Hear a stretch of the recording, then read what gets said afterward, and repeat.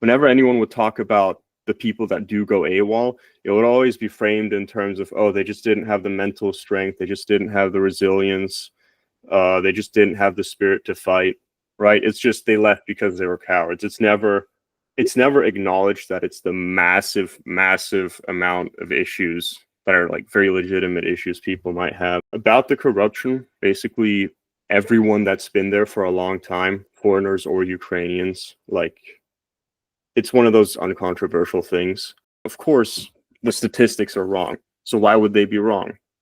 There's a very obvious reason why. It's because they can make a ton of money by underreporting deaths. And yeah, and if you do that, there's not enough people at the front because they're not going to get more people. G'day, legends. I hope you're having a fantastic day. And so far, you're having a fantastic week. I can see our guest Jimmy actually smiling behind the camera here because he might be used to the typical. You're doing the same intro that I heard you in your video. It's like say 100 times. I don't know how else to start the videos. It's now just become, it's the only way I can get rolling. But Jimmy, mate, welcome to the podcast. You reached out to me and you said, look, I just need to speak about my experience going into Ukraine and fighting. And there's just bits of information I want to talk about just so people understand before you actually enter the fold there. So, mate, welcome to the podcast. How are you? I'm doing just fine now. A month ago, it wasn't quite that good, but now everything's all good. Right. So, I got out in the end. Yeah, well, you and I were talking and tracking about your mission, I guess, to get out across the border as well, which is not the first time I've heard this from people who I know who have been there fighting. So how did you end up in Ukraine? And I guess why did you end up in Ukraine and fighting? Yeah, kind of hard to decide where to start with that. But I guess the short version is that my whole life I've been kind of the person where I was kind of too serious for my environment. Like even back to like being a kid, it was always like, this whole school thing is fucking pointless. Why am I wasting all my time sitting here doing nothing? And that's been the story the whole way through. And it kind of got to a point, where I thought this is it. Like, even when the war started, I immediately had the impulse, like, yeah, this is what I should be doing. Like, this is a real, like, moral cause I can, give everything to. And that's kind of what I've always wanted.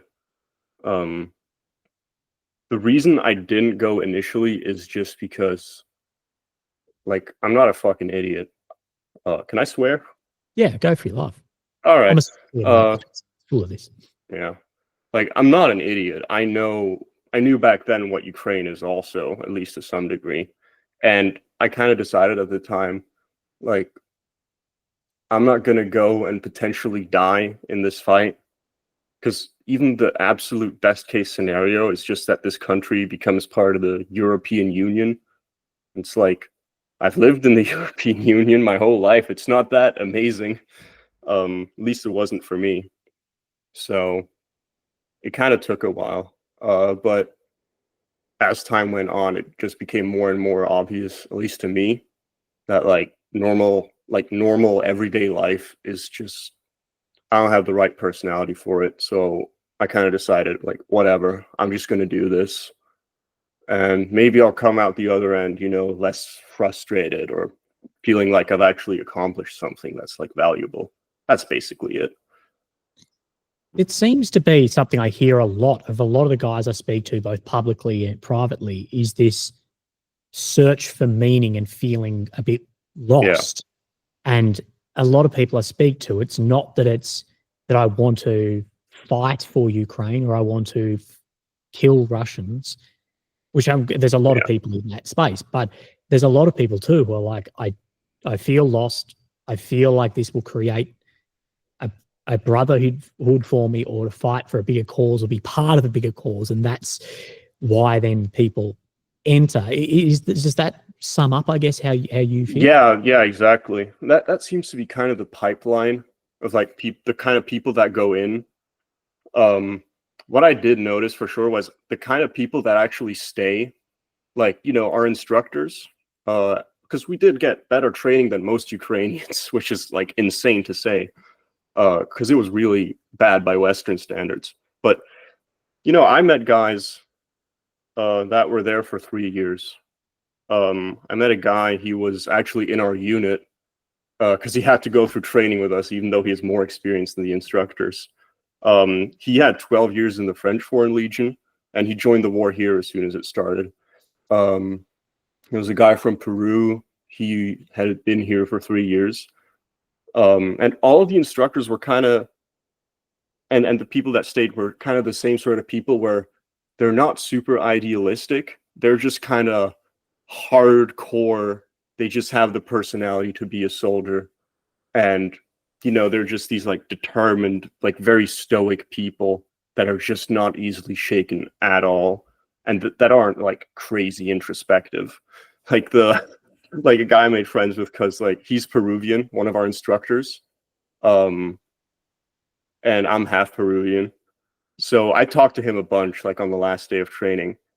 And he explained the decision-making process like this, right? He was like, oh yeah, and then I heard from my friends, yeah, let's go to Ukraine, they need our help. And he literally told me the decision process was like, yeah, nah, maybe not. Yeah, whatever, I'll go. And that's it. So, like, people that think about this a whole bunch and have these like complex, ideological reasons or whatever, they don't stay. Like, those are always the people that get disappointed. And also what I noticed, there was a ton of people, like maybe half the people there that I was with were like people with dual nationalities that already have a kind of, like not as clear of an identity as normal people. They're not as tied to the place they live. Like a huge amount of people were like that. It'd be very interesting to hear like a psychologist actually break down why some of these characters that do go and join these foreign wars, even if whether it be Ukraine, Russia, whether it be into Syria or Iraq or these areas. It'd be very interesting to see the breakdown of personality type, not just at the fringes, but in the bulk majority of them. But what you were saying to me is a very common experience I've heard many times. And how was your experience, I guess, starting in this from your entry in? How did that then unfold? Well, it started out by me applying actually at the Foreign Legion website, like the one where you Google it and what does it say? Join the Brave or some shit like that. And they have this very high resolution with good lighting photo of like soldiers. Like, I guess that's what they all do in their marketing. It's like the same kind of thing. I just put in my info there. I applied there, and 2 months later, I think I got, was it a message on Telegram or something? I don't remember. I guess that's for doing a background check, but we'll get to that later. But I don't know if the background check even matters in the end. So it was basically 2 months where I didn't really know if anything would happen. And then once I got the message, I was like, oh shit, this is serious. I need to train really hard now to, pass the PT standards and whatnot. Like, I was really, really paranoid in the beginning that I wouldn't meet the criteria to join because I'm a civilian. And like, I've always worked out, but I'm not that strong or anything like that. I've never done anything that's like remotely as physically harsh as like military training. Those worries were completely unfounded, it turned out in the end. Like, there was a guy in our unit who's actually a really nice guy, but he'd spent like 12 years in prison back home, and he told me the interview process went like this. They asked him like, yeah, well, have you committed any crimes ever? And he was like, yeah. Okay, but you didn't commit any violent crimes. Yeah, I did. Okay, but it wasn't anything where the guy received life-threatening injuries, right? Actually, yeah, it was. Well, whatever. That's basically how it went.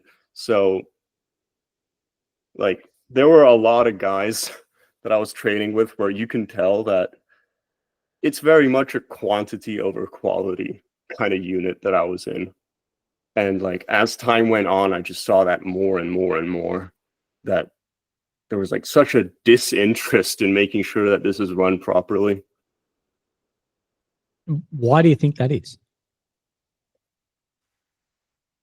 Cultural, I guess. I mean, you could go like the parallels between this and like stuff from the Soviet Union or Russian Empire or anything are pretty strong.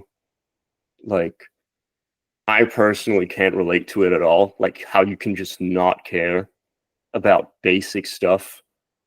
Well, at least to me, it's like really basic stuff. Um, like it's strange. Like they do care, but at the same time they don't care. Like a lot of our instructors were, no, all of our instructors were guys with a lot of combat experience. Like they know what matters when you're out in the field.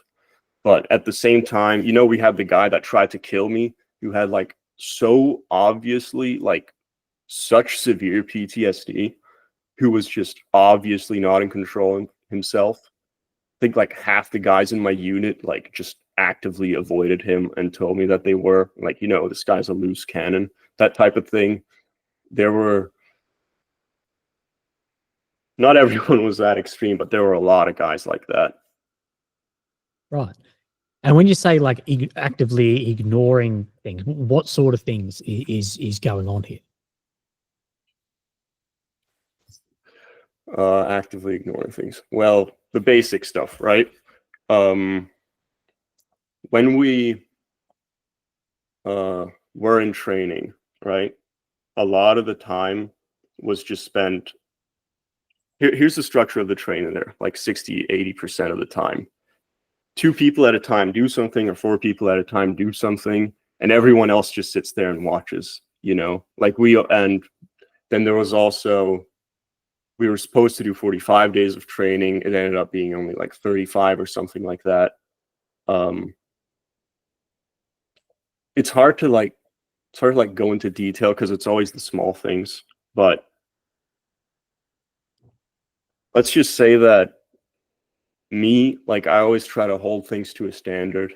Like I always try to be very strict about like, you know, I need to be able to hide from drones, let's say, like it's a reflex. I need to be able to have enough time to like get good equipment.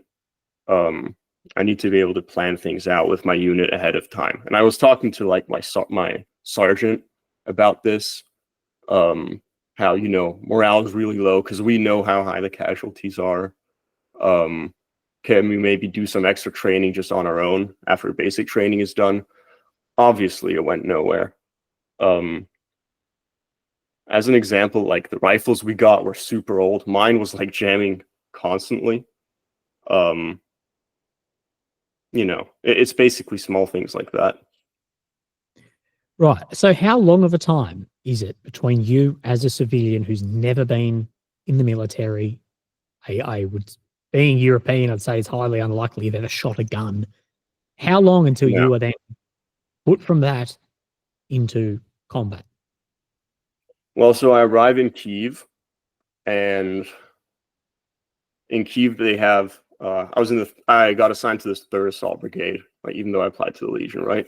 Then I was in Kyiv for 2.5 weeks, and everyone else was telling me how lucky I am that I was only in Kyiv for 2.5 weeks because the sergeant there is just a little insane.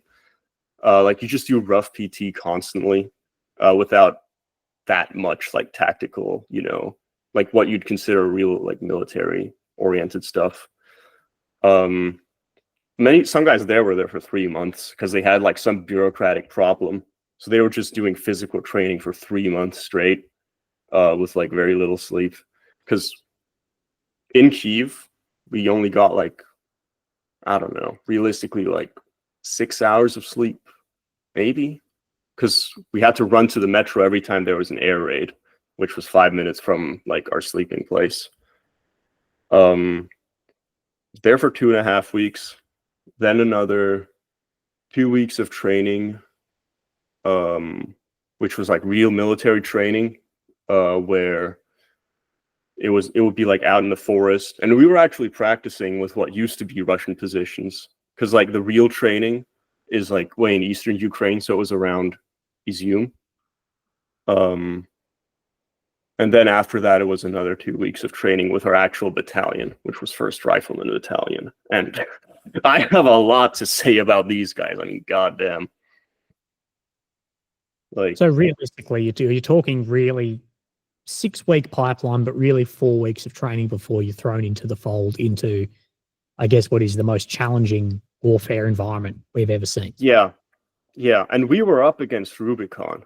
So it was like about as hellish as you could imagine. Like, honestly, looking back, I'm shocked. I think I was the only one, except for one guy who went AWOL pretty early. Because here's what it was kind of like experiencing it and like slowly becoming disillusioned. Like, I arrive in Kyiv, I see this guy who's a complete like hard ass, but I actually trusted that guy more than anything else, because I prefer to have someone be crazy harsh, but actually know what he's doing and actually hold people to a standard instead of just the bullshit that it turned into later. Like, discipline just kind of disappeared after we left Kyiv, actually. And then that was the time when we started hearing things about how bad Rifleman is. Because there were guys that, some of the guys that had been here for a really long time, they met the guys that went to Rifleman right when they arrived still. Like right before this like bureaucratic problem showed up, which is kind of insane if you think about it. Like, you're not, like, Ukraine is a very, very, very bureaucratic country. I'm sure I'm not the first guy to say that. But we basically started hearing things like about how the 6 guys that we knew, I didn't know them, but you know, the other guys did. Out of them, I'm pretty sure I remember this right, within less than a month, I think it was after 2 weeks of their first deployment, 3 of them were dead. One was injured and in the hospital. One was confirmed AWOL, and the other guy was MIA after 2 weeks, which is like, that's either some crazy bad luck or there's something very strange going on in that battalion and that part of the front line. And everything we heard was like the worst shit you can imagine. And we weren't told any of this from the start. Like, it's weird. There was never like explicit censorship. They were never like forbidding us from speaking to people that had actually served. They just made it, you know, they could have made it much easier. It's like this very like, it's not quite total censorship, but it's kind of close to that. Because, for example, our sergeant in Kyiv, when we asked him about, well, is this a good unit? Should we sign up for them? And he was kind of like, yeah, they have very high casualties, but I can't tell you anything about the unit. That was basically it. So, like, he knew, or he was just ignoring it, like, I don't know, so he can sleep better at night, like who he was sending us to. And there's just story after story of that happening. Like, the guy that was, wait, I shouldn't reveal his identity, but let's just say that everyone that had actually served under Rifleman, everyone that wasn't like a higher up that had served somewhere else and now they transferred here as an instructor, or a, you know, our sergeant major, for example, the higher ups all had very high opinions of the battalion, and everyone else wanted to transfer, or was telling us, like, I remember there was one guy, he literally said, like, what the fuck did you do to end up in this godforsaken battalion? You need to get out while you still can, or you're going to die or lose a limb. And he was like very adamant that we need to leave. And this kind of went up as time went on. Like every couple of days there would be something. And so what portion of the front line, at least when you were there, is Rifleman responsible for? What portion? You mean like how many meters per person, or what? No, what location were you in? Well, they never actually told us exactly, because, you know, I went AWOL before the first deployment. But all of our training was around Izium. But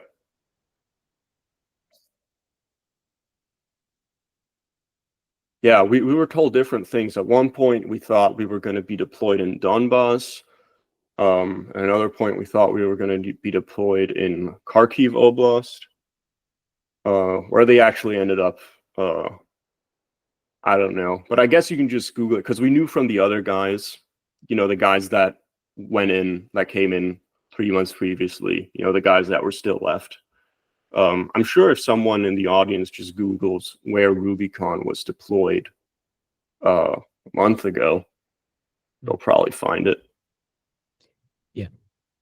And for those who are unaware, Rubicon is basically Russia's special forces of drone teams. Again, it's a very simple way to put it, but with significantly better training and funding and R&D. Yeah.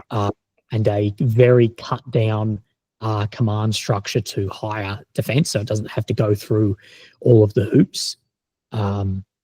This is how sniper teams typically work, at least in the Australian military, is similar to that. Can you tell us what it was like going up against Russian Rubicon? Yeah, I can tell you from the other guys.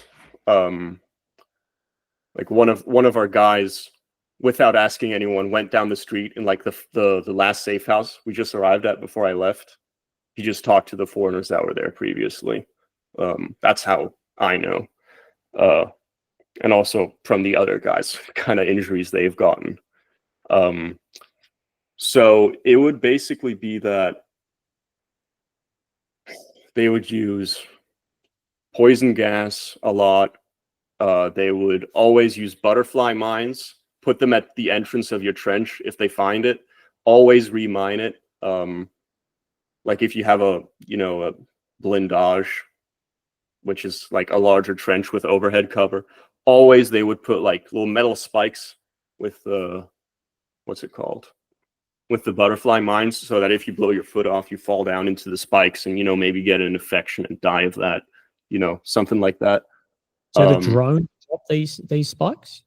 Yeah, the drones drop the butterfly mines and the spikes. Like they drop it out of the air, and then there's like 40 of them dispersed in a larger or a smaller area. Like they can go higher to disperse it more around. And if they want to get one particular entrance or exit, then they'll, put it like around in a much more, it'll be much more dense.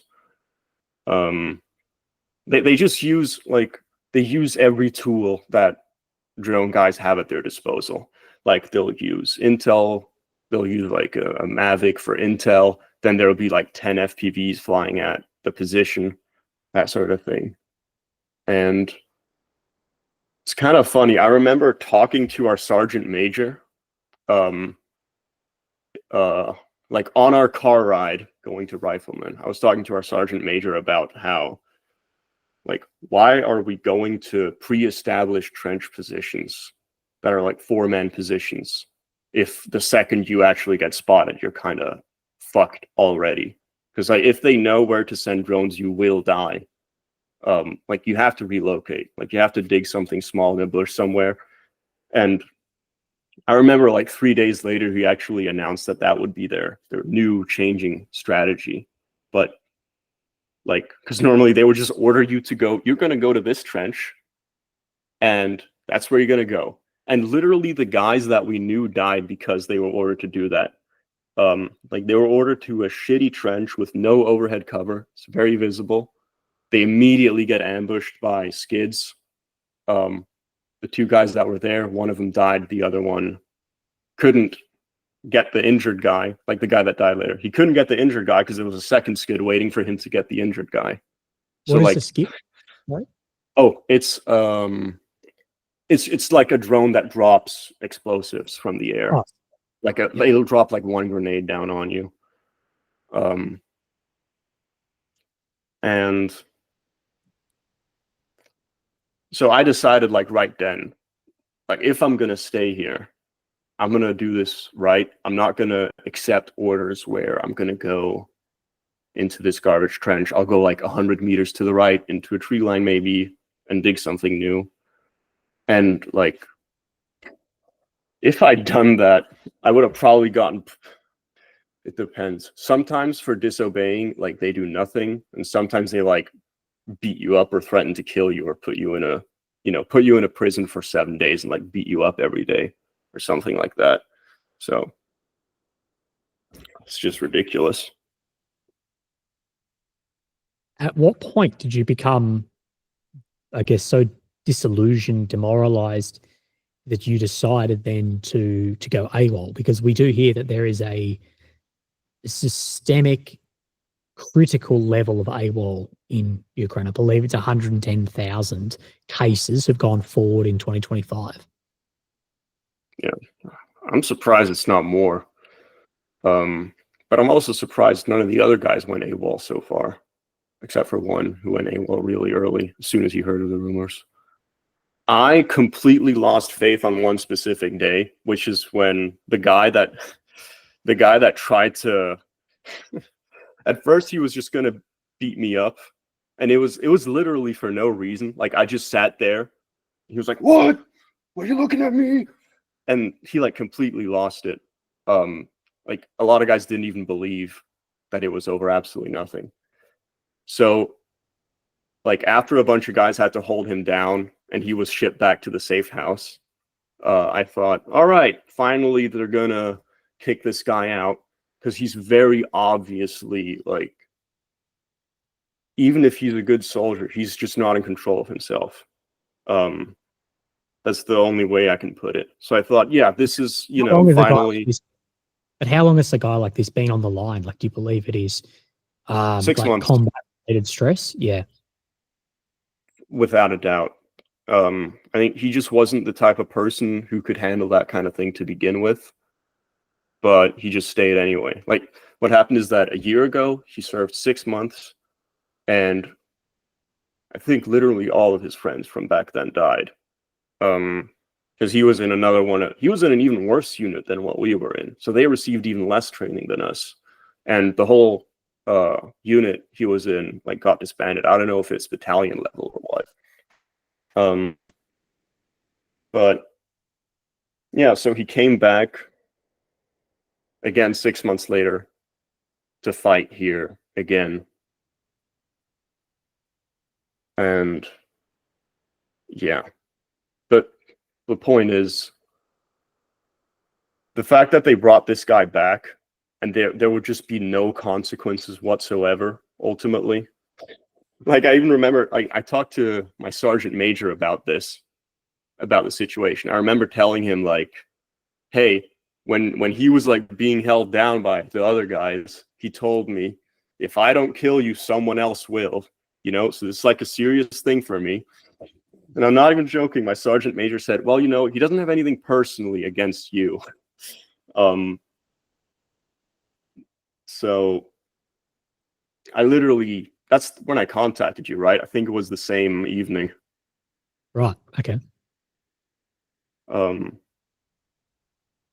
But obviously it was kind of starting to fall apart earlier. I think the point where most people kind of checked out mentally was when the guy who's in charge of training for the whole brigade, he showed up for a little pep talk, because he knew that we've been hearing about how dog shit rifleman is.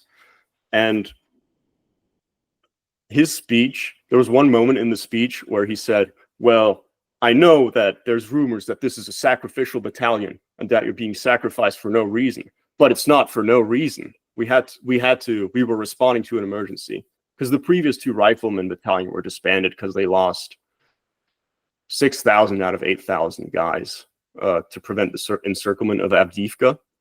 And so 6,000 of 8,000 for the encirclement. Yeah, he said 2,000 dead and 4,000 injured and 2,000 survived.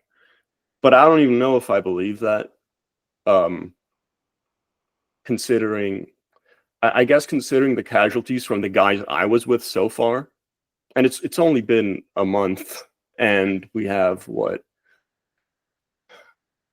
4 dead and 6 injured out of 30 that we know of, that I know of. So I track. But what we heard, like from the one instructor that was actually honest, and from other soldiers, was that on each rotation, which is 30 to 40 days, more or less, which is where you go into the position and you come back out, statistically, there's a 50% chance you won't make it back. So surviving your 6 months is like extremely rare. Just think of it, you're taking a coin flip over 6 months. You're taking a coin flip 6 to 4 times in a row. So, 10% chance you'll be alive at the end. And like, this is the stuff where I kind of, before going in, I thought, no way that those things are true, that there's these kinds of insane suicide units. Because if that's how Ukraine is run, how could they still be fighting the war if everyone's just dying like flies? And ultimately, it's just a question of, it seems like the guys at the top don't really care that some units are way understaffed and some units are doing just fine. Because we had one guy in our training place in Kyiv, and he was Czech, and he decided from his own research, yeah, I'm gonna learn Ukrainian because it's not that hard if you're Czech, and I'm gonna join the 1st Assault Battalion because they're way better. And the treatment he got was much more like what you hear about in the media. Like, there was a whole shit show for him, but in the end, he actually survived his first month just fine.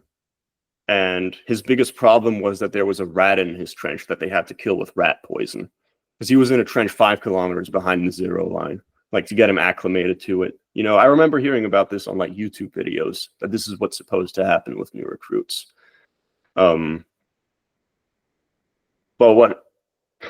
But even though this is, okay, here's the thing, right?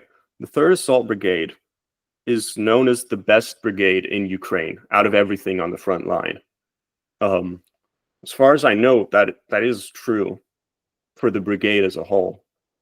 And the 1st Assault Battalion is probably the best, if not just one of the best battalions in that brigade. And despite that, excluding special forces and recon, right? But despite that, what happened when he signed up is that, he took the bus to get to his, new safe house. The bus driver took off without his luggage. So it was a whole thing to try and get the luggage back. When he arrives, he gets absolutely 0 training. His sergeant tells him that he has to buy 4 mags with his own money. He tells the sergeant, well, I'm broke, so I can't. The sergeant buys him 4 mags with his own money and gives him a rifle where they didn't zero it. They just took it to the shooting range and shot a few bullets to see if it hits on target. And it hit, apparently. So he stuck with that rifle.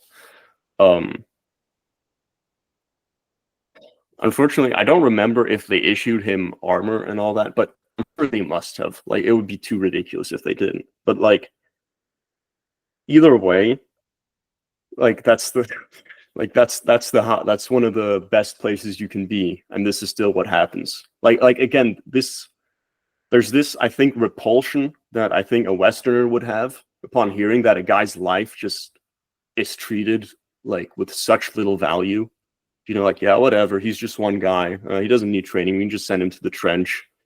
Or, the way we were basically treated, which is like, yeah, just don't tell them anything about what it's actually like, and let's give them like some okay training. And that's it. Like, there's no, even after they've sent like so many people to their deaths, which would have not been that hard to prevent with better training. Like, at the end of the day, it just is what it is, and they just keep doing it.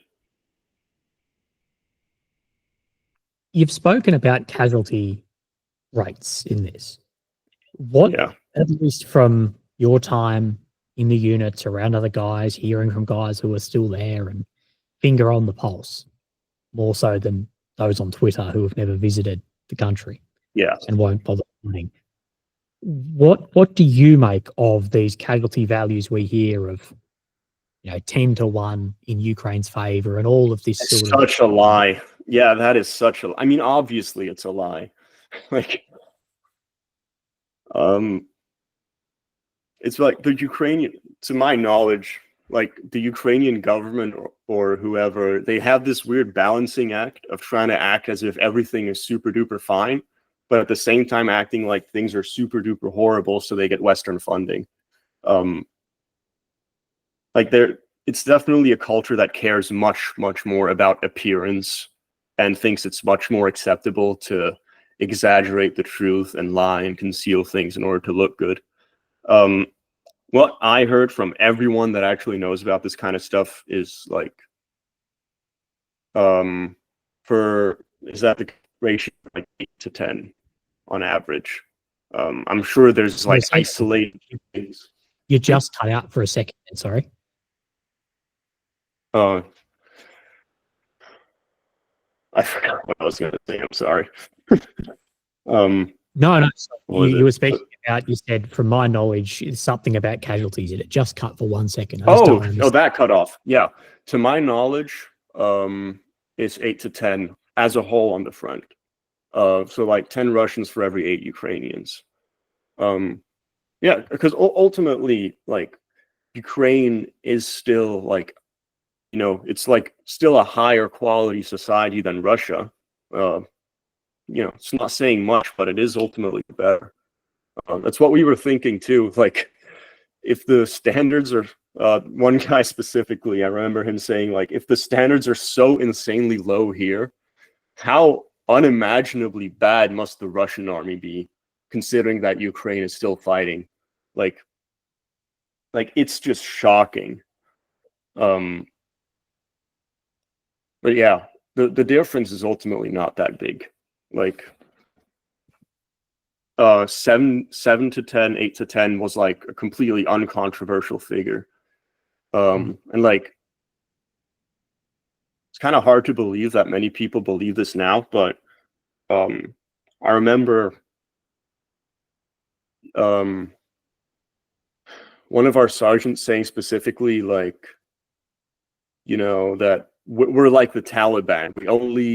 Our only advantage towards the enemy is in motivation, which is true. I mean, it's also a few other advantages, but mainly it's like the strategy on the part of the like top leadership seems to just be the same strategy as the Russians, which just keep holding, just dig in, just keep holding on and hope for the other side to collapse. The Russians and the Ukrainians are both doing this basically. And even on the ground, that's what happens. Like, people from the guys that we knew previously, right? They would be told to hold their positions even when it made no sense to do so. Like, there was a guy who got a seizure in the trench. They didn't evacuate him. They just told him to keep holding the line. There was even a thing that someone also posted on Reddit where, like, he heard on the radio that a Ukrainian guy, I think he got shrapnel in his thumb or something, and he injured his thumb, and he was immediately evacuated. But the guy that got a goddamn epileptic seizure with like brain fluid leaking out of his ear, he didn't get evacuated. They just told him to stay put. Like, in theory, it may be that decision was because it would have been harder to evacuate the other guy. But still, like, when you hear shit like that, like, I'm amazed that literally all of the other guys know about this and they stayed and they kept fighting. And there were only 2 guys that I was really close with, and one of them, he's a lot like me, like very idealistic. And ultimately, from what I could gather, or what he told me, is that the reason he's not going back is because, unlike me, he just doesn't see what he has to go back to. Because like, I have a girlfriend. I had a girlfriend before, and like, I'm like unironically most likely going to stay with her for the rest of my life. Because Can you still hear me okay? Yeah, yeah, yep. Good. Hold on. I can't.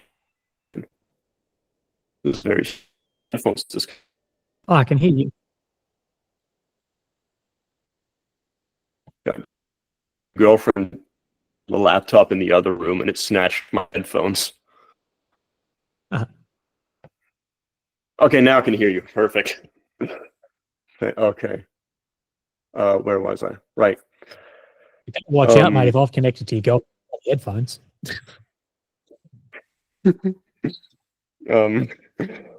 That's fine. The mic isn't Bluetooth, so it should be fine. That's true. She probably heard you. Fucking hell, mate. Just But as yeah, you like- confessed your love for it, she's got some Australian area bloody sweet talking. yeah, that's kind of a funny coincidence. But yeah, like I met her 10 months ago, and I decided to come to Ukraine anyway, partially just because I thought I couldn't possibly like have an actually, the whole thing that I couldn't possibly have an actually happy, normal life where I'd feel remotely satisfied with it. He was in the same situation, except he didn't have any of those things. Because like not only do I have a girlfriend, I also have like very good prospects like for my life. Like there's a business that I can open that would almost guaranteed be successful. Like because without going into detail, right? I can have, by most standards, a very good life. His situation was that he spent 1 year in the Air Force, and since then he's just kind of been working like normal, like low-end jobs for like 5 years, and then he would just come home and play video games. And he kind of, it's much easier to just leave it all behind because I have like so much here. Like my girlfriend's family is like, they're the most supportive people I've ever met in my life, honestly. I guess that's what's keeping most of them there. There was a guy from Singapore who's like not allowed to go back to he's not allowed to go back now that he joined. So it's like, it's kind of depressing, but honestly, I think that's mostly what's going on. Because the other guy that went AWOL early, it was the same thing. Like he had something to go back to, so he left. It's kind of that simple. And how did it look for you when you went AWOL? How did that? Oh God. Right. I had that. I'm like so proud of it that I actually managed it in the end. Like I had to lie a lot to make it happen, but here's basically what the situation was. Almost 100%, like 90% of the time we would spend at the training base. Or no, actually, correction. The first 2 weeks was with not with riflemen. It was like a different battalion that were like training us. And then it was 2 weeks of training, 1 day off, 1 week of training, 1 day off. Then get moved to riflemen, and there we got every Sunday off. So 2 Sundays off, basically.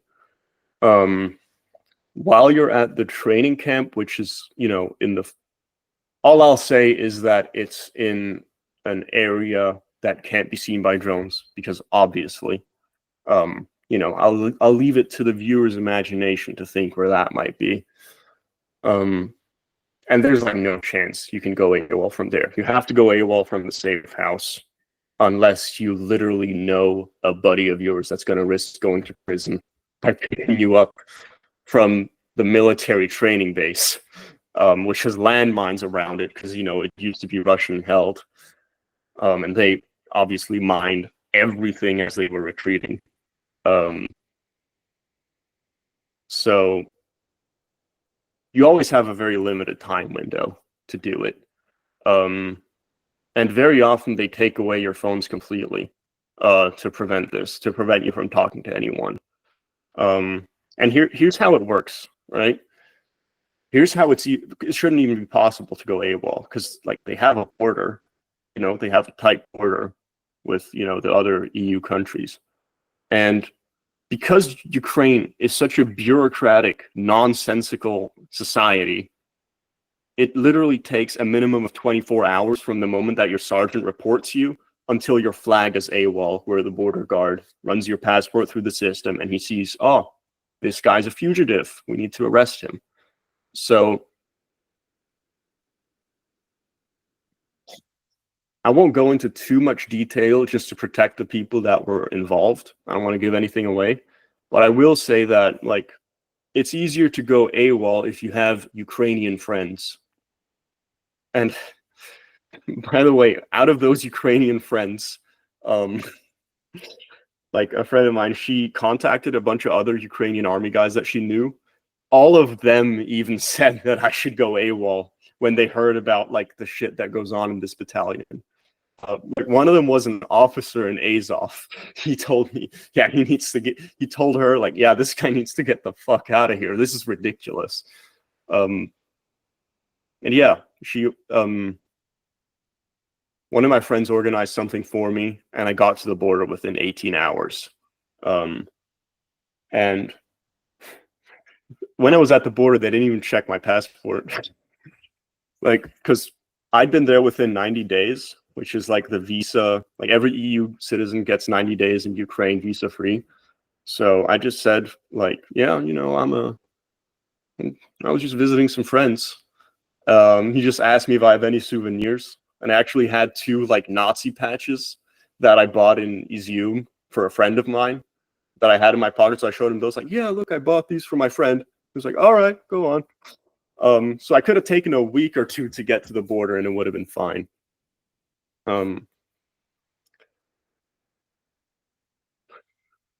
But like, just so everyone knows, it's not that easy. Like, I had to like get the guy who was driving me out.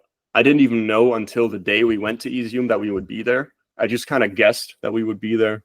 I told him, like, yeah, try to pick me up from there. And also, obviously, if we're all going on a bus to Izium, I can't have it look suspicious or they'll know. So what I did is, like, I ordered some equipment, you know, like leg protector, shoulder protector, that sort of thing. And I just packed my valuable stuff. I like emptied it, packed my valuable stuff in that package, and I was like, yeah, I just got to return this. And okay, this is really funny, actually. So when we were in Izium, I wanted to go to Nova Posta, which is like the local, like very nice postal service. And their printer didn't work, so I couldn't send my package to my girlfriend because I can't have that with me in the car because it's full of military stuff that gives it away that I'm a soldier.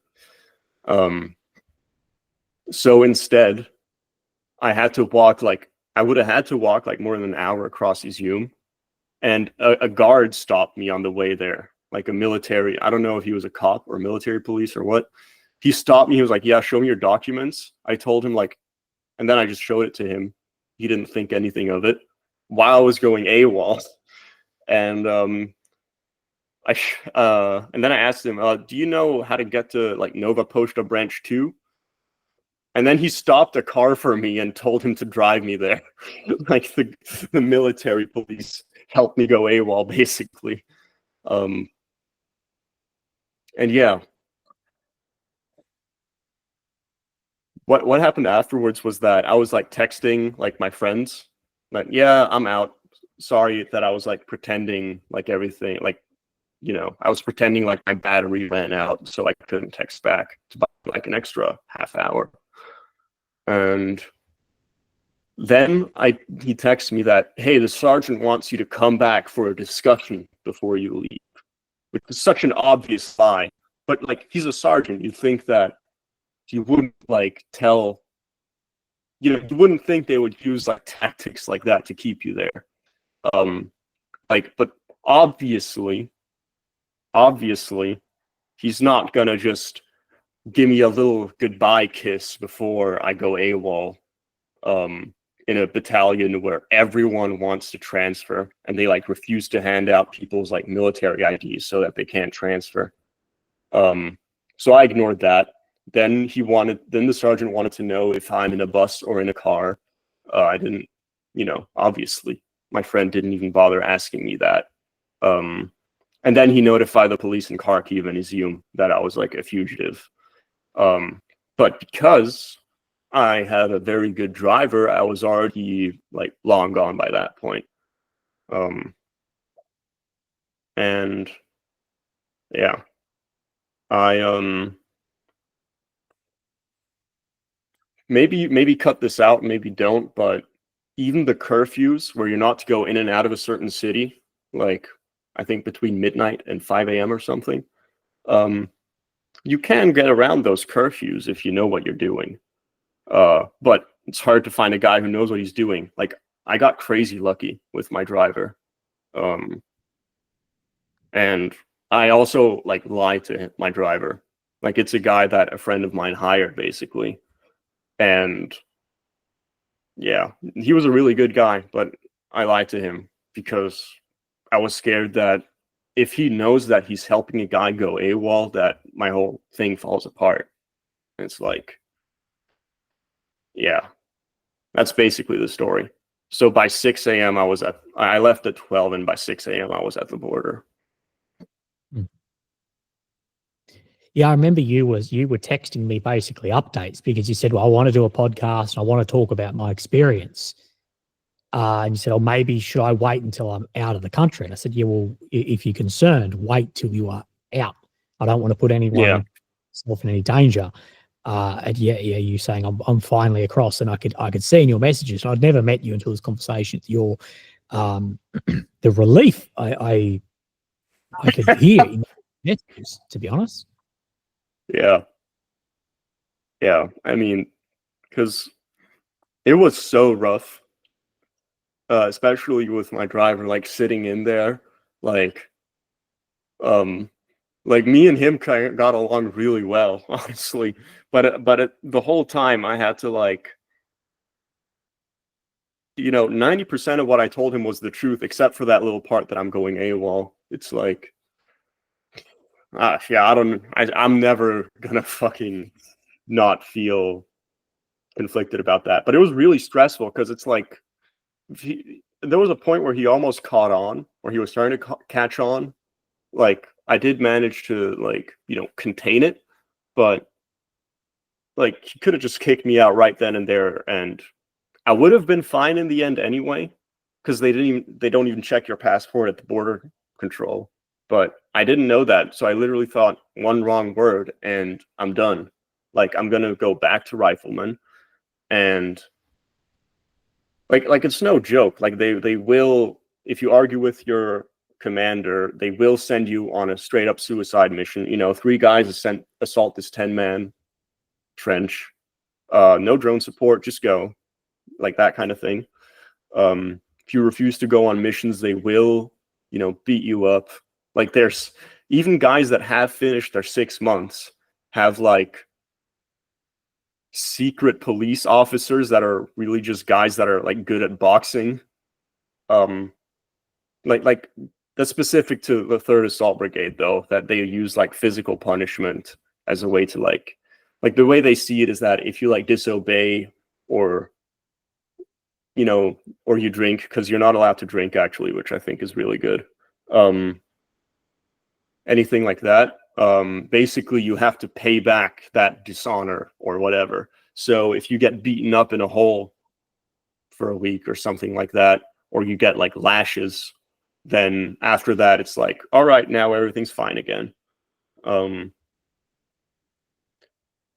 So I'm sure I would have made it out of there somehow in the end anyway, but obviously that's a very rough thing to have in the background of your mind. Because you said previously, not going to get a second chance. Yeah. You said previously about a couple of Nazi patches and your experience there. What do you make of this idea that some hold as propaganda, some hold as truth? So it's not all propaganda. What do you make? I can tell you that. I'm just asking the question. Yeah. Yeah. I don't think it's even possible to know what it all really means. But what I can tell you is that like Nazi stuff is mostly considered, 3AB is ex-Azov, basically. Like the guy that founded Azov is in charge of 3AB, 3rd Assault Brigade. So obviously I'm kind of going into the den of vipers when it comes to Nazi stuff in Ukraine. But also there is something I heard about, at least, that, for example, also that people just for having Azov patches would get like beaten up in the street. And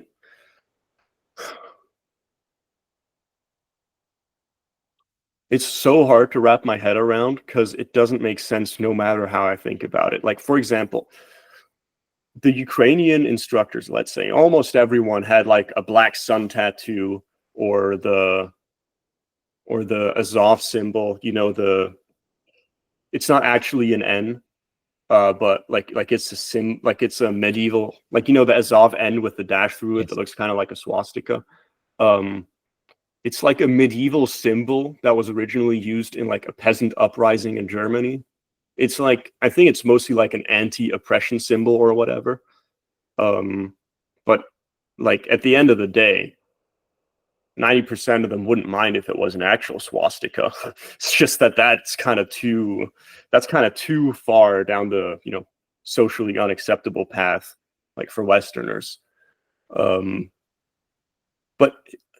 so this is so strange because, like, for example, like our sergeant would like talk to us like, "Are you guys fucking Untermenschen? Why are you, when we would be undisciplined or something?" Which is like, that's a German word for subhuman that the Nazis would use, right? Or another sergeant, I don't want to identify them specifically because ultimately, like, I just don't think that's for me to do, and people get the picture anyway. Like, despite everything, I do respect many of these guys quite a lot. But for example, another sergeant would say like, "Well, the German occupation of France wasn't that bad." And then the French guy would say, "I don't know, it was pretty bad." And he'd just respond, "Well, if you were a commie or a Jew, it would be bad." So, like, on a political level, yeah, they're like, many of them are Nazis, but at the same time, and this is what just confuses me so much, at the same time, the guy that tried to kill me is the only black guy in our unit. So let's say you're a Nazi or even mildly racist, you would think, of course the black guy's going to do that. Let's kick him out of our glorious white unit or whatever the hell. But that's not what they did. They just kept him in there and told us, "Hey guys, don't be racist against him, okay?" Even though no one was even being racist. Like everyone in the whole platoon acknowledged that it was just an insanity outburst on his part. And partially me just, like, I've never been one to shut up or to not make jokes because I think it might piss people off. So it's not a coincidence he picked me, right? But still, like 90% just him being insane. Instead, they're like, no, he has combat experience. He's a great warrior. They initially assumed I did something wrong, and they were telling the guys like, "Hey, why are you holding him down? What did that guy say? What did I say to piss him off?" Like a lot of, in Ukrainian culture, I guess, it's weird, like, being violent and like causing people pain is very often seen as a good thing, and you're often like usually it's assumed that the guy causing other people pain is like the good guy. It's assumed like much more often than in the West, at least. Like my sergeant in Kyiv said something similar. He said that like that he has a friend who's a psychologist that told him like, yeah, the Ukrainians, they only understand discipline through pain. That's the only thing they respect. And like, I believe that to a large degree, honestly, after everything I've seen. But anyway, the Nazi guy calling us an Untermensch, who's for sure part of like the Nazi, like, the secret Nazi club or whatever, that like it for sure exists. I'm sure it's something like the Freemasons. Like they do their little pagan rituals or whatever. They even advertise that to some degree. Like in the lobby of the 3rd Assault Brigade, they have like this big TV, and they literally show like an old pagan like ritual burial, which like looks really cool actually. But the point is, even though they're Nazis, they're telling us like, hey, just because he's black doesn't mean that he's like automatically a bad person. Like, come on, guys. So Yes, that's progress. I guess. I guess. So in your whole experience, is there anything, I guess, that you haven't touched on that you'd like to? I guess we've touched on how you got there, your reasons for going AWOL, I guess your experience with how things are operating. Is there anything that we haven't touched on that I'm not aware of? Yeah, I guess the most important thing for me to get across, like to the audience as well, is like ultimately, I don't think, even despite all of this insanity that happens in Ukraine, I still don't think it's like an open and shut case of just don't go there. Because like at the end of the day, there's like still a lot of people that are like it's like very nebulous to them what the point of their life is. You know, they like have a job and then they go home and that's kind of it. So I guess I just want to say, like, if you're idealistic and you're like driven by that, I don't think there's any way someone is going to like find that meaning in Ukraine, because it's just such a low quality and like amoral society in so many ways. But if someone thinks that it's the life for them, like, you have to learn Ukrainian beforehand, because if you don't speak Ukrainian, you have a chance of getting into a good unit if you already have military experience and they like you in the interview.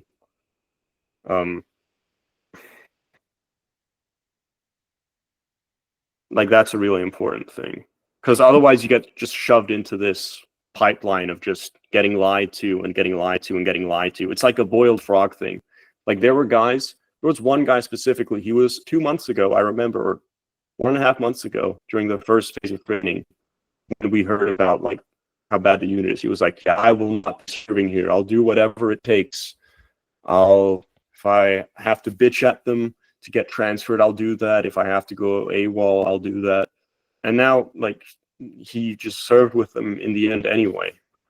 So that's one thing. When you and the other, the line of, it's a low quality society, etc. I can't remember your exact wording. What do you mean by that? Because I guess that comes across to a lot of people as very rash, because that, from my experience of several months, that's not how I found it as well. I found it a lot more conservative and a lot more traditional than Australia, and a lot more religious. I'd just like you to clarify, I guess, what you exactly mean in that point, because I guess it's coming across as if these are barbarians. I know it comes across as like very dismissive. Well, it's just a second. Let me get my. Sorry, barbarians in the East is incorrect whether you're talking about Ukraine or Russia. In my opinion, you don't get the world's best literature coming out of these areas for low quality barbaric societies, nor the history of both of these nations. Yeah. Just real quick, let me get my charger because the laptop's about to run out of battery. Sorry about that. Yeah. No, you're up, man. Yeah. It's probably good to elaborate on that. Like, what I would say in general of like, because I've been friends with like Russians and Ukrainians, and and you know, the people I met in Ukraine, obviously, as a soldier.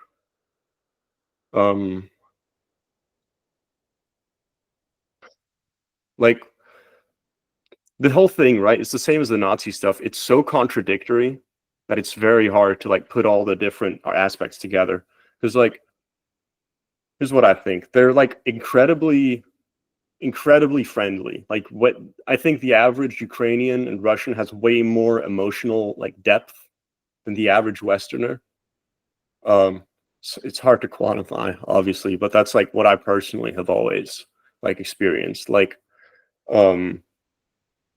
like for me, I've always been for I've never gotten along with like a lot of Westerners actually. Like I grew up in, yeah, whatever, I'll just say it. I don't see the risk. Like I grew up in Austria, which has like a lot of, like in Vienna specifically, which has a lot of Arabs, specifically the district I was in. I never made friends with a single Austrian. Like I literally just made friends with Arabs the whole time I was there. Like roughly, right? Um, I even like I lived in Poland actually for 2 years with my ex-girlfriend, and that's where I lived when the war started. And like I've always gotten along way better with like Eastern Europeans. Um, and like the thing that's always been hard for me to like square is that they're like so like warm-hearted and so much more genuine than like Westerners, I guess. But at the same time that there's like this aspect of brutality and like there's like a bunch of like moral sensibilities that exist in the West that just don't exist there.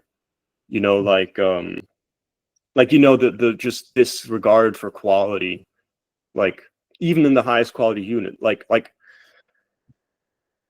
at the end of the day, a lot of the training was very good.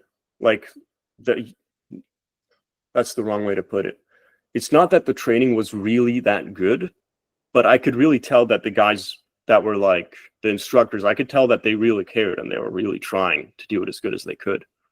But still, you also have things like, why do the statistics for our units say that the amount of people that die each rotation is in single digits when we know it's way higher than that? And why does our sergeant major so genuinely believe that this is a really good unit and that we're lucky to be here? And why does he so genuinely believe in these made-up statistics? Like, why does he put what the people actually fighting are saying and just dismiss it completely as just rumors, you know? Like, it's really hard to wrap my head around, honestly. But Yeah, I think there's a ultimately, lot of Soviet hangover, I would call it, which is a massive paranoia, uh, and corruption seeps into not only monetary corruption, but into corruption of truth also, yeah, due to how that system ran for the majority of the 20th century, and this paranoia around such a large um, intelligence network of policing as well. I think there's still a massive hangover of that. But I do agree on this emotional depth, and literature agrees with us on the emotional depth of this. There's a reason yeah, why Tolstoy and Dostoevsky and these figures are, such emotionally deep writers. But then you yeah, do get idea of brutality, Slavic brutality as well. And I think it comes down to how Henry Kissinger speaks about the Russians, where he said it is European discipline with the tyranny of Asia. yeah, yeah. That's a good way of putting it. Um, I think I guess that's a good way of putting it. I feel like there's so many people that have like tried to explain like the general like character of the Russian people, and like it feels like it's no matter how intelligent they are or no matter what they say, it always feels like such an incomplete answer. Um, yeah, it's just it's just bizarre, honestly. But ultimately, like even though on some level I have like such a high opinion on like Slavic people and like East Europeans, like after being on the receiving end of so much bullshit and so much dishonesty, it's like it's not possible to walk away from that with like a neutral opinion. Like like right now, I just really don't care about that country. Like I really don't.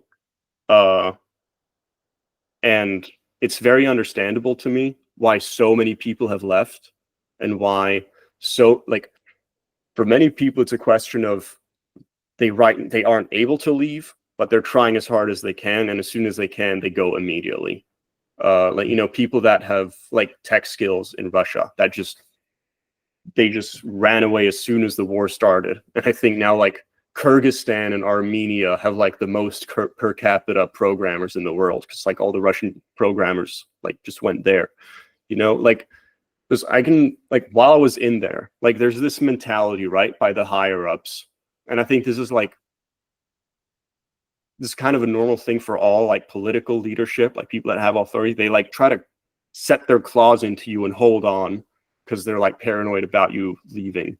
So, and when you're in a position like that, where you know you're trying to be kept there, you know they're lying to you in order to keep you there, you know they're doing whatever they can, like again, they could have been way worse. They could have just taken our phones completely from the start. They were within their rights to do that. They didn't need to take us on shopping trips to Izium, but they did, right? It's not like it's a complete tyranny. It's just being in that dynamic. It's just like, I can just tell you that I was like, in the beginning, I was just coping. I was always, like, when I was talking to my girlfriend about this situation, like, I would call her whenever I could. Like, by the end, I was calling her almost every evening. And I remember in the beginning, I was still coping. I was like, well, yeah, you know, this is a horrible unit, but, you know, I think I have what it takes to make it work anyway. There's a lot of things they aren't teaching us that I think I could do to conceal myself better from drones. Like,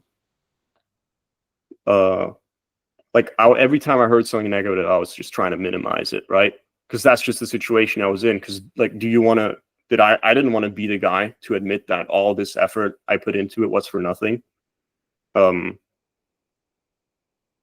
like, it really took a lot of energy. Like, it was just such exhausting training. And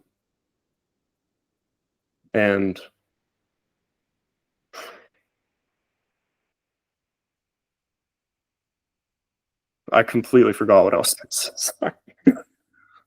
Yeah, you're saying you're talking how much energy and effort you put into it, basically coming to nothing.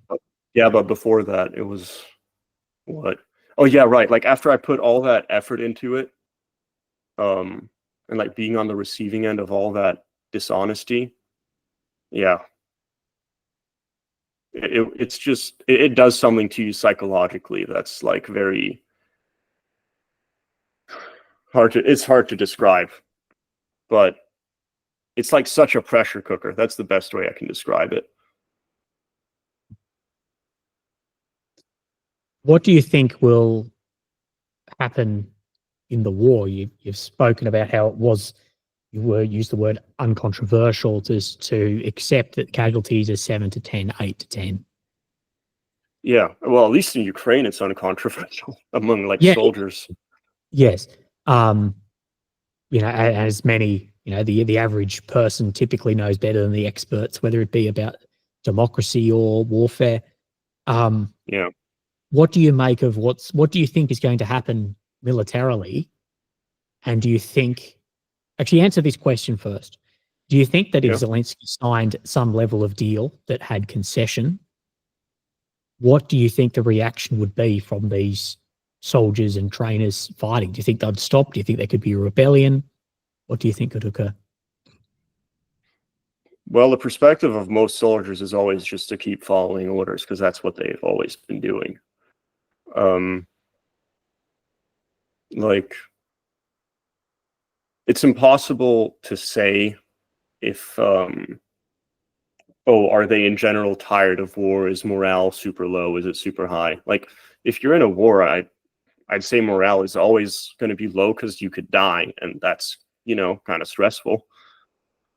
But I mean, usually the normal thing happens. Usually the thing that's least eventful happens. Like, I'm sure if Zelensky signed a peace deal, like, are there going to be like just thousands or tens of thousands of soldiers that refuse to give up fighting? Like, no, they're going to do what they're ordered. Especially because right now, like the majority of people fighting, or the majority of people being recruited now, aren't being recruited voluntarily. Like, they are conscripted or they volunteer because they get a sign-on. Like at the end of the day, the Ukrainian government uses similar tactics as Russia for recruitment. It's the same kind of ads that you see on the billboards. It's the same thing with like soft conscription, you know, where sometimes they will outright conscript people. If they're over the age of 25, they'll outright conscript people sometimes. And if you're below the age of 25, you get a sign-on bonus of, I think, 20,000 euros. So, and yeah, like I think from the start, there's been so much like thinking and intellectualizing about why this war is being fought, or for what principles, or what like historical context. Like, I think ultimately it's really simple, right? Like, when the day came that Russia invaded, like Zelensky gave the order to hold the line and fight back, and that's what the soldiers did. They didn't just give up. And you can rationalize the decision afterwards, but ultimately it's as simple as that. They just decided that it was better to keep fighting than to just give up to those people. And yeah, honestly, will there be a peace deal? Maybe. It's just a question of, it has to make sense for at least one side why we're signing this. And I just think the narrative around this war is like so confusing, and there's so much propaganda, it's just hard to make sense of it. Like, I don't think Russia is on a fucking conquest to invade all of Europe, considering that their own ethnicity is like dying out, because it's so depressing to live in Russia, right? Like, people that can leave Russia do leave Russia, and it's usually the most intelligent people and people that have the most to contribute. So, like, both of these societies, even if the war ends today, have massive, massive issues that the current system like can't fix. So yeah, it's like, even if the war ends today, it's still a really depressing situation. Like how many Ukrainian women will actually go back? I don't know. Maybe most of them, maybe not. This is, as I speak about, the war of attrition now is only a very beginning chapters of the story of Russia and Ukraine that then leads into post-war attrition.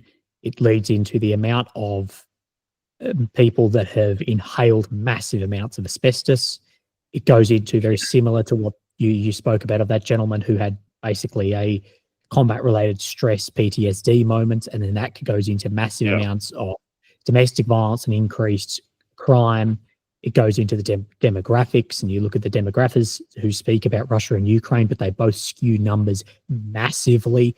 Yes, because they rely on everyone coming back. They rely on all the occupied territories going one way or the other, and this is part of the story on what is coming. But what I will say is the history in Eastern Europe is a history of return from catastrophic defeats, whether it be from military defeats through to political and economic defeats, whether you want to speak about from Napoleon to the Bolsheviks to Swedish bloody royalty. You can see this, but I think we've covered just about anything. Unless there's anything else, I think we've covered about anything. I think that might be a good place to end it, Jimmy. Yeah, sure. Why not? Thanks for having me on. Seriously, it's like great to have like actually someone to talk to about all this stuff, because like the difference from me being there, like before going there, to now, it's like now I'm not unsure about what's going on there, at least. Yeah. Well, I guess you've scratched that itch. Yeah. And it's good to bounce ideas off each other and talk about it, and continue that into the future. And mate, look, I really appreciate you reaching out in the first place and being open and honest with me, and giving my audience a perspective, maybe some advice. I really do appreciate it. Yeah, me too. See you, man. Easy. Look after yourself, mate. All right, we good to go? Easy, mate. Hey, we're good. So, guys, we're actually back with Jimmy here. We just finished the interview, and there was a few things he's like, I actually just forgot to talk about. And it can be very, very easy over an extended interview podcast to just forget things. And all the time afterwards, people approach me and like, Willie, I forgot to say whatever. So I know you've got your list, and I'm just going to let you belt feed, I guess, through some of the things that discuss that you Yeah, didn't? if there's something you feel like you want to say, just interrupt me. Like, who cares? Let's just get through it as quickly as we can. Go for All it, right. brother. So maybe you remember when we did the, first bit at the beginning, I said there were things actively being ignored, but you asked me what exactly. I couldn't name a single thing. And I thought about it a lot, and it's actually super hard, I guess, because I was sleep deprived. But here's one thing, for example, when the guy who went to first assault, the Czech guy, right, who received literally zero trading before going to the, not the zero line, but back line. He was writing this in the group chat with our sergeant who was in Kyiv. He was explaining all of this. Everyone else was saying like, "Oh my God, I can't believe this!" Like the reaction you would expect. And the sergeant did, I guess, what you would expect, which is he just hyperfixated on one little detail where he just kept talking about, "Oh, you really hit a shot with an AK at 600 meters? Try it with the rangefinder next time." Out of the like 10 things he mentioned, he only focused on that. This is just one little example, right? But this is the mentality of basically everybody, of your sergeants that you run into, that every time you have any kind of problem with anything, they'll like try to not necessarily sweep it under the rug, but they'll just try to dismiss it. I think that's normal in any military anyway, right? Yeah, pretty much. Yeah. Yeah. To a degree, yeah. Yeah. It's just kind of, when the stakes are actually high, it's just kind of much more frustrating. And yeah, another thing that was really, it makes sense they would think that way, but whenever people would talk about, like the higher ups again, whenever anyone would talk about the people that do go AWOL, it would always be framed in terms of, oh, they just didn't have the mental strength, they just didn't have the resilience, they just didn't have the spirit to fight, right? It's just they left because they were cowards. It's never acknowledged that it's the massive, massive amount of issues that are like very legitimate issues people might have. Because the sergeants know about the corruption, they know about the theft, but again, they just try to dismiss it because they want to keep everyone focused on the mission. I just thought it would be important to say this because, again, everyone that tries to go there will get a bunch of pep talks about how amazing everything really is and how hard everyone's trying, which they are. But again, there are guys that decided they're not going to do this, they're going to leave, then they have a little pep talk with the sergeant and everything is fine again. Saw that happen a lot. About the corruption, basically everyone that's been there for a long time, foreigners or Ukrainians, like it's one of those uncontroversial things. I think the standard that people say is like, 25, 30, 50% of everything just gets stolen in one way or another. Like the top guy takes 20%, the guy below him takes 20%. And in the beginning, before I came, I thought, how is this possible? Because these generals or whatever, they actually do need grunts to ship the rifles to whoever it is that they're selling it to, right? How could they possibly do this? And Zelensky even said, like, I think in whatever he did with Lex Freeman or something, that it's just impossible that we have this kind of corruption because the soldiers, they would kill the commanders with their own hands if that happened. But as soon as I got there, I could tell really easily. The way they can do it is 1 week, these guys guard it, then they move this parcel somewhere else, and then they're not assigned to it anymore. And then someone else gets assigned to it, and then they move it somewhere else, and they just compartmentalize it so nobody knows what they're actually moving. So it's completely practically possible. All right, that's that. Also the money laundering thing, I guess it's not really money laundering, but it's very common that deaths in some units, right? Depends. Some are more honest, some are less. But it's what we kept hearing was that it's a very common thing that commanders will underreport casualties so that they can keep cashing in the paychecks for themselves. Because obviously, if you don't report that someone died, they have to keep getting paid, and someone's in charge of paying them. So if you have a personal connection to the guy who's in charge of paying them, then who knows where that money's going to end up.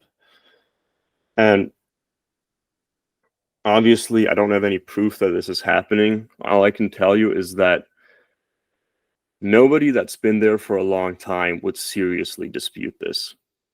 That this is, that they would say, yeah, it doesn't always happen. It's a couple dirt bags doing this, but again, like the level of dishonesty is way higher. And even on a low level, right?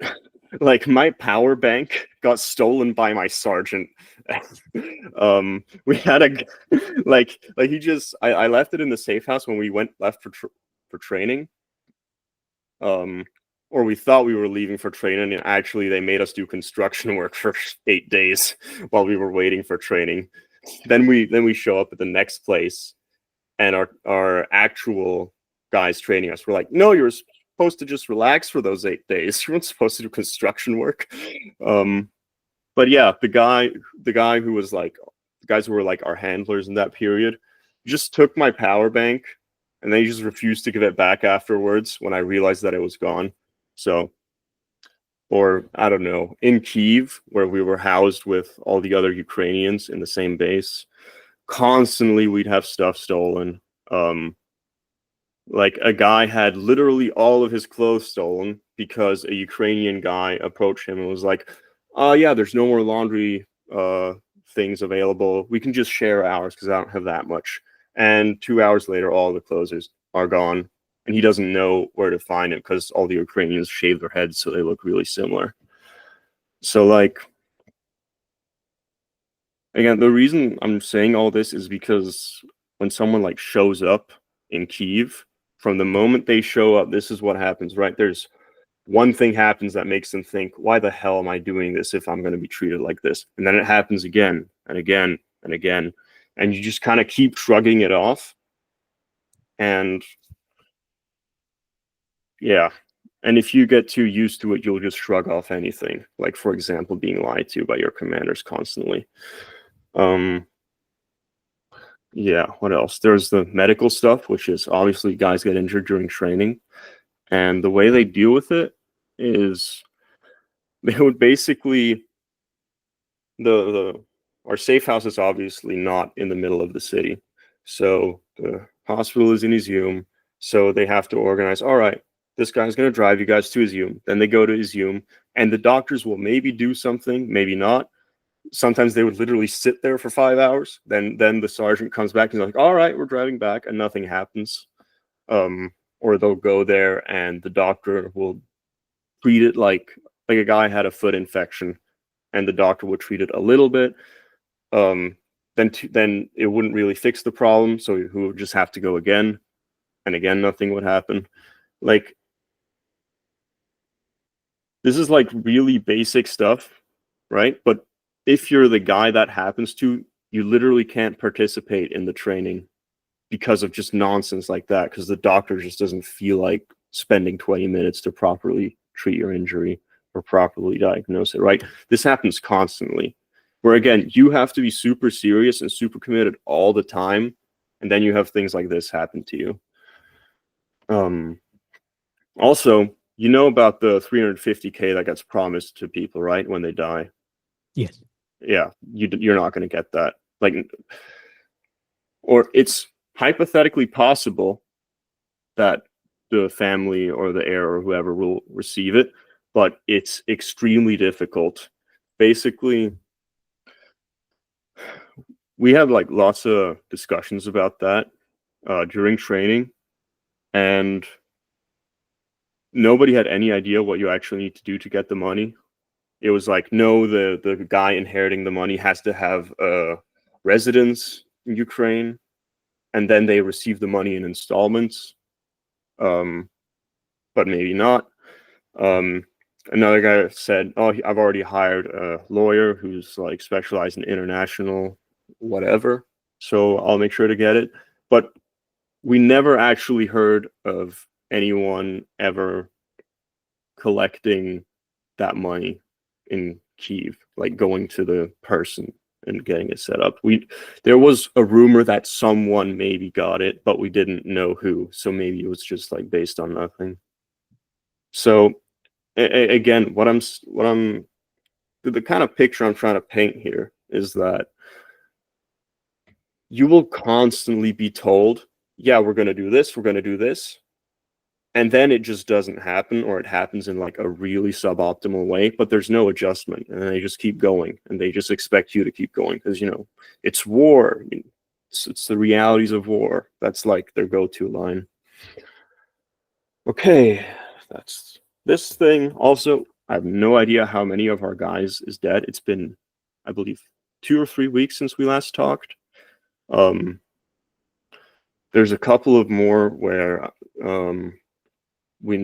I know they've died because I can talk to some of the guys that are injured, but the only people we know of that died is if someone saw them die, then got injured, then got evacuated back to the hospital.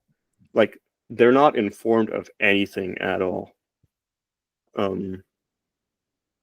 So again, it's like kind of being shoved around. You're just being like moved around without being told anything. You're in the hospital for 5 days, and they're like, all right, you're done being in the hospital. You're going back to the safe house to recover for 10 more days or something.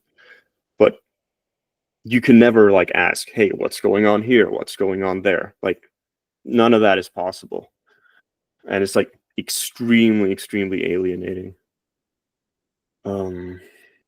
Or another guy, he got into a drone unit. You have to fight pretty hard to get into a drone unit, but this guy got into a drone unit, and a couple days ago, he just had his passport stolen and his wallet. Because he's in a unit with 8 Ukrainians, and one time he wasn't looking at the bag where he keeps that stuff. Now it's gone. So, yeah. And the situation is that you not only have to think about how you're going to fight the enemy, you also have to constantly watch out for the fact that the people you're supposed to trust are trying to fuck you over in whatever way they can. Some are very principled, some are not, but everyone like participates in this. Like, everyone participates in the, oh, I'm going to ignore this unpleasant thing because it would demotivate me to acknowledge it, you know, stuff like that. Let's see. This. Oh yeah, one other thing. 2 days ago, I met up with a friend of mine who's like also a military guy, and I was like talking to him about this, and I told him like as a joke that the whole experience of being like in Ukraine with like the other foreigners, it was basically like being in a toxic CS:GO lobby on EU servers, but just, you know, constant and more intense. Now, ever since that day, I just can't stop thinking about how accurate that is. It's like so similar, like the level of like just petty like insults and just nonsense that you constantly have to deal with from other people. Yeah, I think that's about it. Is there anything else you want to ask? You spoke about undermanning on the front line and how this Yeah. unsupporting casualties is leading to severe undermanning.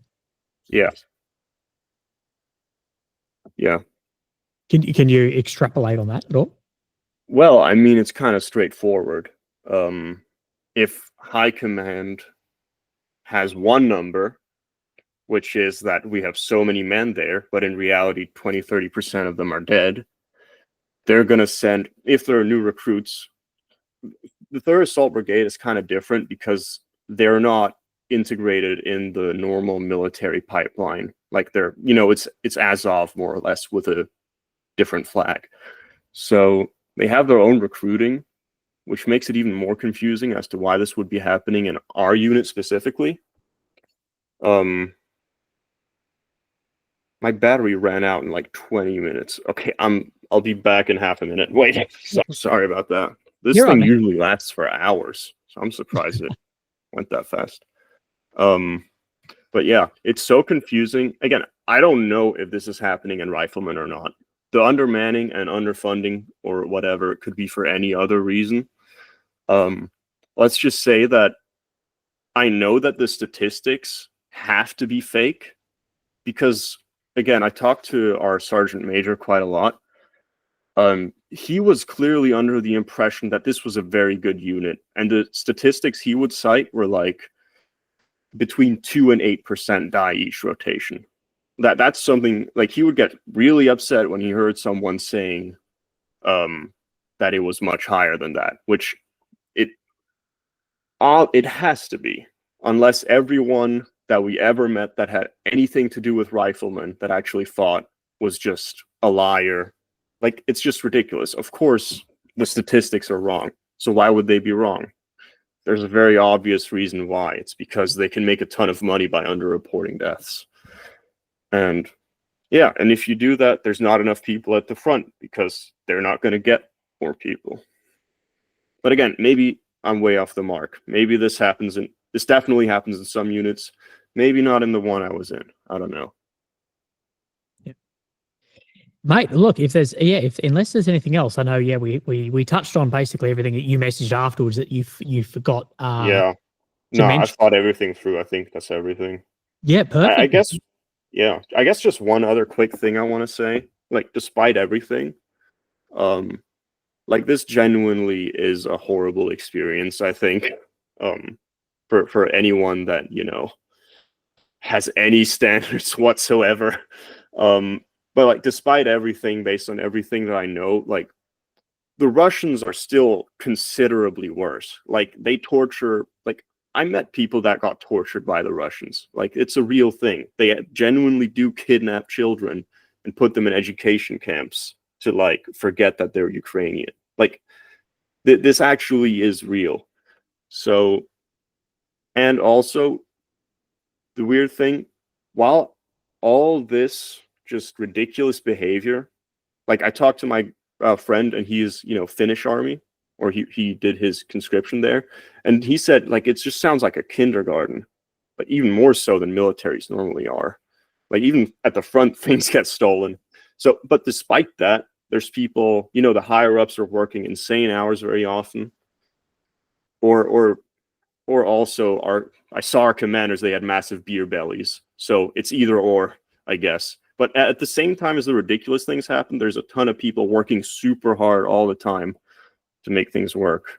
So it's not all bad. It's just when you come away from an experience like that, you kind of only remember the bad stuff because there's just so much of it.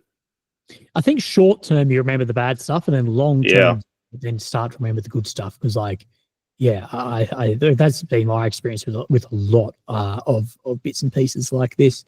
Mate, look, we really appreciate your openness, your honesty, and you know, you are confirming, so to speak, a lot of things that we have speculated about, as far as these casualty figures just can't be correct. No. What we are seeing versus what we are getting told, like, we're getting told that there was 30,000 casualties, yet there's a severe critical manpower shortage. 30,000, really? I'm meaning, you know, back in when we first had that initial number, I don't know, only 12 months ago, and then it stepped up to 100,000, and you're like, but even that doesn't reflect having then a critical manpower shortage of men of a state. Yeah. By the way, these numbers may be wrong, but what was shared internally in Ukraine, and it matches the, you know, 7 to 10, 8 to 10 ratio. There was like this whole document, or not document, but a little picture summarizing all the equipment losses on both sides and manpower losses. And it said Russian, like, because they celebrated this as a huge milestone, like, oh, we've killed or injured 1 million Russians so far in the war. And parallel was the Ukrainian losses, which were about 700,000, 700 to 800,000, something like that. That's what I saw there. Maybe it's wrong, maybe not, but 30,000 is, of course, it's ridiculous. That's close to what you'll see really good bloggers talk about, of 1 to 1.2, 1.5 ish. You know, someone will say it's 7 deaths, 7 Russians to every 1 Ukrainian, and then other goes, nah, it's 1.2, 1.3. But then even if you think of it very logically and you break it down into, well, most casualties are still by artillery. Who has the artillery advantage? Who is enveloped in all these kill boxes? I guarantee if the front line looks like it does in reverse, we would be hearing very, very different bits and pieces around people's accounts of the war. Yeah, of course. I mean, hearing these kinds of numbers after having actually been there, it's like, what? Yeah. Mate, Perfect. Thank you very much, man. You keep in touch. And if anything else pops up, we're happy to do this anytime, bro. Yeah, of course. I'll let you know if there's anything new, but it'll probably be more of the same.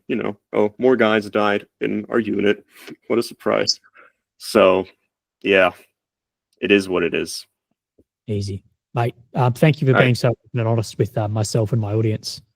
Yeah, no problem. See ya, man. Have a good one. See you, bro. You too. Bye.